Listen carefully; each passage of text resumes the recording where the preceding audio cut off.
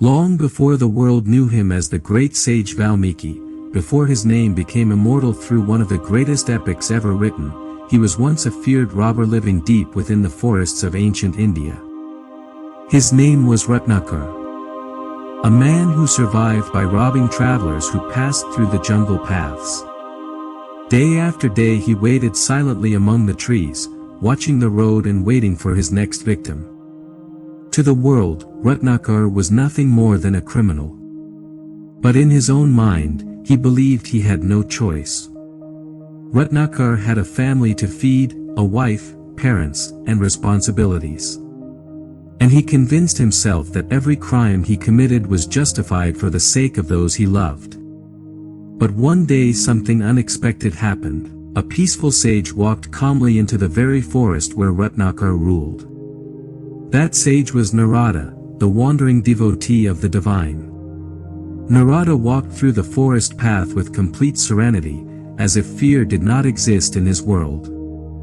Suddenly Ratnakar jumped from the shadows and stopped him. He demanded that the sage hand over everything he carried. Any other traveler would have trembled in fear. But Narada did not show even the slightest fear. Instead, he calmly looked at Ratnakar and asked him a simple question. "Why do you commit these crimes?" Ratnakar replied without hesitation. "I do it for my family. Everything I do is for them." Narada listened quietly.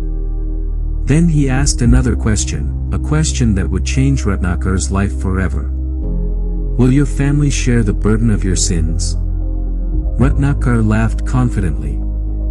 "Of course they will. I risk my life for them every day.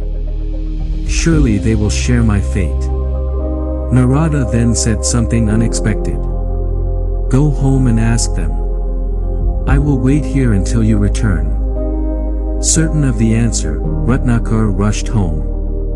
He went to his wife and asked her the question. "Will you share the sins I commit for our family?" His wife looked at him calmly and said something that shook his heart. "My duty is only to share your food and your home, not the sins you choose to commit." Confused and disturbed, Ratnakar turned to his parents. But their answer was the same.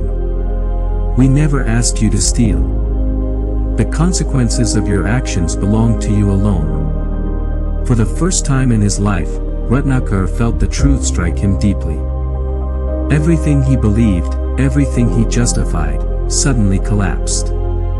Broken, ashamed, and lost, Ratnakar returned to the forest where Narada was waiting. The once fearless robber fell at the sage's feet. His voice trembled as he spoke. "What should I do now? Is there any way for me to change?" Narada looked at him with compassion. Then he said, "Sit here, close your eyes, and meditate upon the name of the divine." Ratnakar obeyed. He sat beneath a tree, closed his eyes, and began to meditate. Days passed, but Ratnakar did not move. Weeks passed, yet he remained in meditation. Months turned into years. Nature slowly began to surround him. Ants built a mound around his motionless body. The forest changed around him, but Ratnakar remained completely still. And then one day he finally opened his eyes. The robber Ratnakar was gone. In his place stood a transformed man radiating peace, wisdom, and spiritual power. From that day forward he was known by a new name. Valmiki. The sage born from the anthill. Years later this very sage would write one of the greatest epics in human history. The story of Lord Rama. A timeless epic known to the world as the Ramayana. The story of Valmiki teaches us something powerful. No matter how dark someone's past may be, transformation is always possible. Because sometimes all it takes is one moment of realization to change a life forever.